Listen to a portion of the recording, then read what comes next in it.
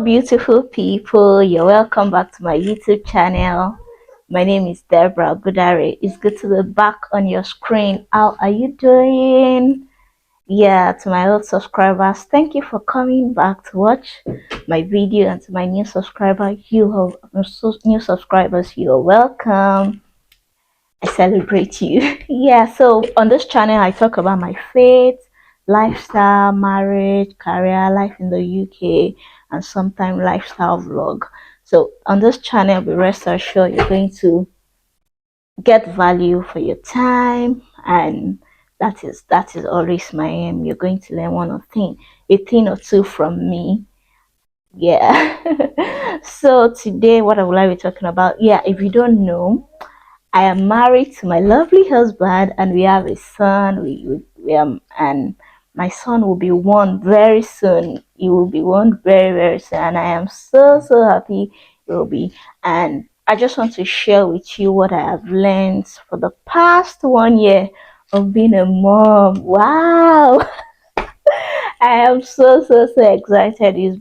It's a new journey for me, and a lot of I know before I became a mom, from when I was pregnant, it's been a journey. Like, there's been a lot of things, insecurity, the lack of confidence, and all those things.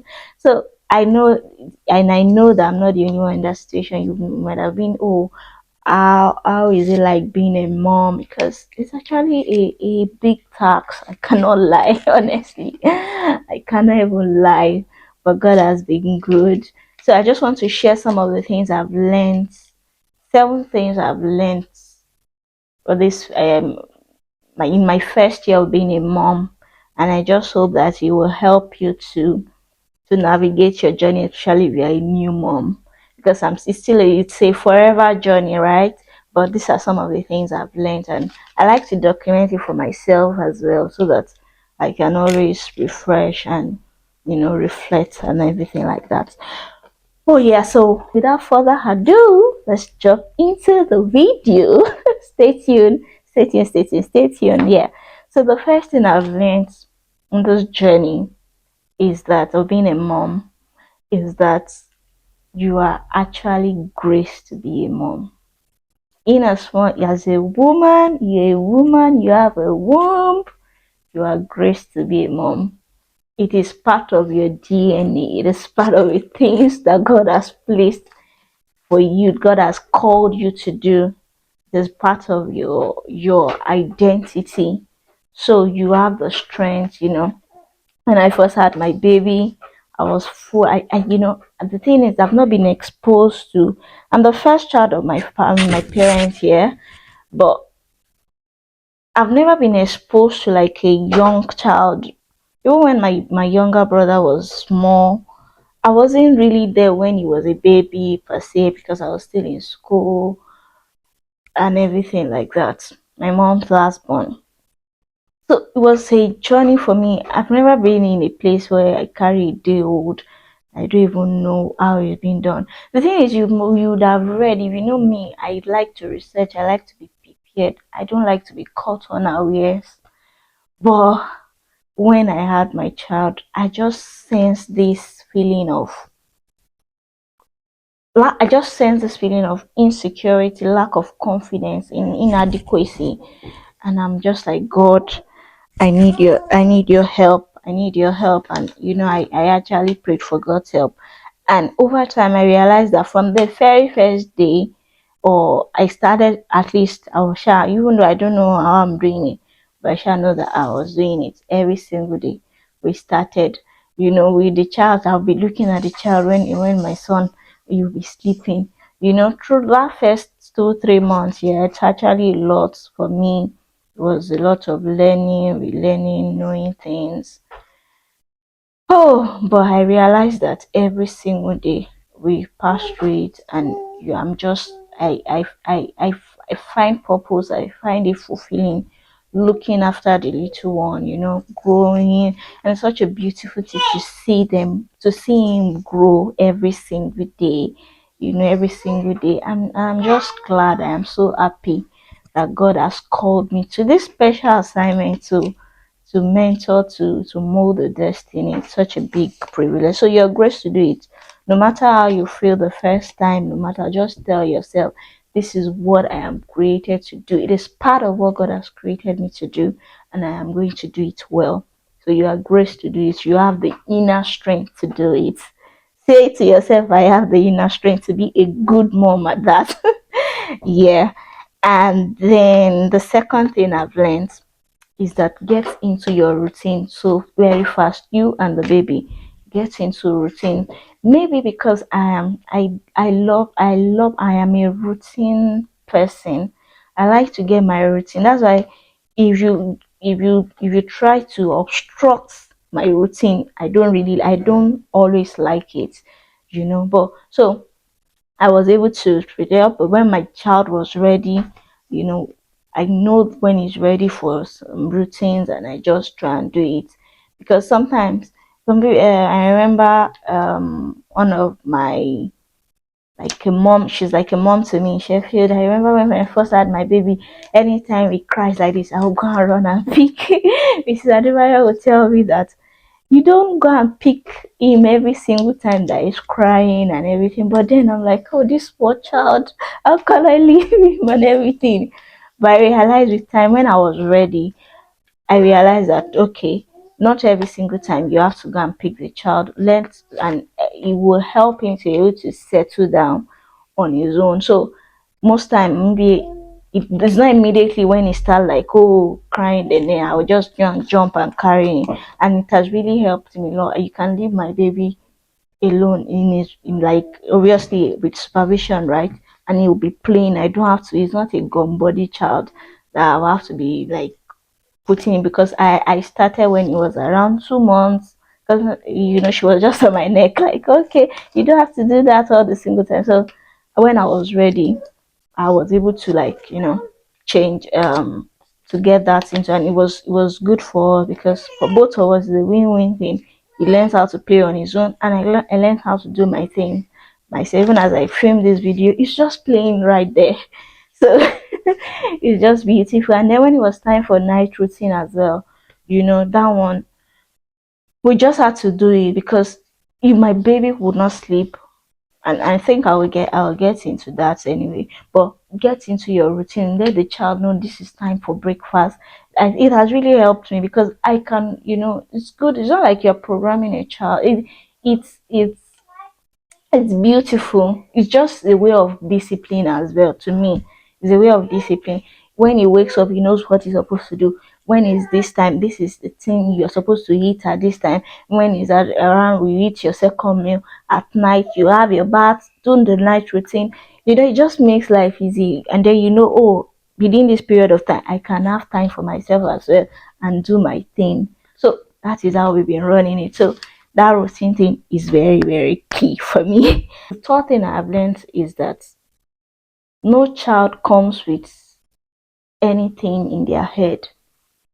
Everything they have learned, everything that they will learn is from this world.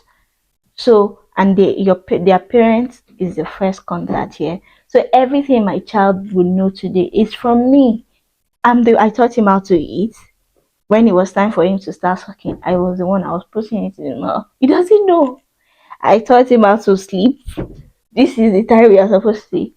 I taught him, okay, this is how you are supposed to eat. This is when you are supposed to eat. Every single thing. Even when it got to when my child was stuck with sitting down, I realized he was not trying to crawl, and I had to, like, okay, as my first time mom now, I had to quickly go and learn how to do that. I just watch YouTube videos. So YouTube video is actually my friend, because obviously um so I had to consult YouTube most of the time, and within few days that I started doing the exercises with him, I just saw that he just started doing it himself and everything. So, and I'm just like, so in this life we didn't actually bring anything. Everything that we have learned today, we were taught by someone. So I learned that, and it's good. It gives me a good feeling that okay, it's a lot of it's a lot of work for me because I have to keep reading, I have to keep researching, keep developing myself, knowing that okay, this child depends on me. So yeah, it's just that's what I've learned here, and I just hope that God will continue to give strength to be able to to keep guiding him in the way of the Lord. Yeah, amen, amen. Fourth thing I've learned is to never be ashamed to ask for help. You know when they say it takes a village to raise a child, it's not a joke. They are actually right because you cannot do it all by yourself. And I am so grateful, I am so thankful for the community I have around me, my church member, my husband, everyone that has been a blessing to me. I'm so grateful, especially in this place that we are, that it's not as if we have all your family around. It's been so good having fam family, Nigerians, church members, they've been of great help. And I'm so grateful. So I've learned to ask for help, knowing that okay, I cannot do it all by myself. I have my life as well to live. So when I know that I might not be available for my child, um, I need to ask for help. And thankful for my husband as well. He's been really, really amazing. He's an amazing dad. Leave it. Let's leave it to that. He's an amazing dad. He's very, and I'm so glad. I'm so glad. I'm proud of him. He's such a good man. Yeah. So, and then the fifth thing I've learned in this journey of being a mother, the first year of being a mother, what I have learned is that don't let guilt ruin your joy. Sometimes we, as a woman, I think it comes to our womanhood terrain. Let me use that word, womanhood terrain. I know my husband will be smiling with this my words. Yeah, if he's watching, he definitely is going to watch it. Yeah. And then sometimes we already have like a idea in our head. Oh, this is how I want to be. This is how I want to be. It's not necessarily societal pressure. It's just the way that we just feel this thing is supposed to be like this. For example, I wanted my child to be 6 months exclusive, breastfeeding and everything like that. But with my situation and then my body as well did not even produce enough milk. I don't know, but it just and then the situation around me did not. I tried my best at least up to about 4 months, but when I saw that, okay, I'm thankful for a good spouse, a good husband. My husband had to talk to me because I started feeling guilty, like, oh, is it that I cannot do this for my child? Every single time my husband told me, like, you are doing well. Why are you now making, why do you want this thing that you don't even have power over, to now make you feel bad and just disregard every other good thing that you've been doing, right? So don't let you just do your thing. It might not work your way, but the thing is you are doing well. Tell yourself every single time. One of the things I do to myself, and my husband knows this. Some days I just tell myself, Adraya, you know what? You're doing really well. You're doing really, and it just motivates me. Yeah. And then the sixth thing, I just hope you're learning from me, you're getting value from this thing. It's just for you to be optimistic. Be optimistic. Surround yourself with good things. Good. Let your hair be free with good information. Just have good information around you. So one of the things that when I take my son to church or anywhere, they'd be like, oh, you're such a quiet baby and everything. But I realized that they were, when thankful to the LFNC women and Ellen women, when they did baby shower for me, they were just advising me, and I took some of the good things that they said. And I remember one woman, she's a doctor, I think she's a retired doctor, and she was telling me that the children don't cry for no reason, they just cry when they are hungry and they want to change their diaper. I took that, and true, honestly, when my child is crying, I ask myself, is it diaper or is he hungry? And then later I saw that I graduated to maybe he wants to sleep. You see those three things. When I have done everything and he's sorted, And he stopped crying. That's it. When I've been able to realize, okay, it's food, and that's why I had to put him into his routine, knowing that this is the time that he's supposed to eat. Same as colic as well. I realized that my son didn't have colic because Mr. Adebayo was like, oh, that none of our children had colic, and I'm like, okay, children too is not going to have it. So don't let news around and everything will be good. No, not every child falls safe and every single time, every other thing. Just be so I learned to be optimistic, be positive, just knowing that okay, we are doing well. Both the mother, the father, everybody, we are doing really, really, really, really well. So that's it. The last thing that I would like to say is that I've realized that it is very key that your spouse and you and your spouse you be on the same page, be united.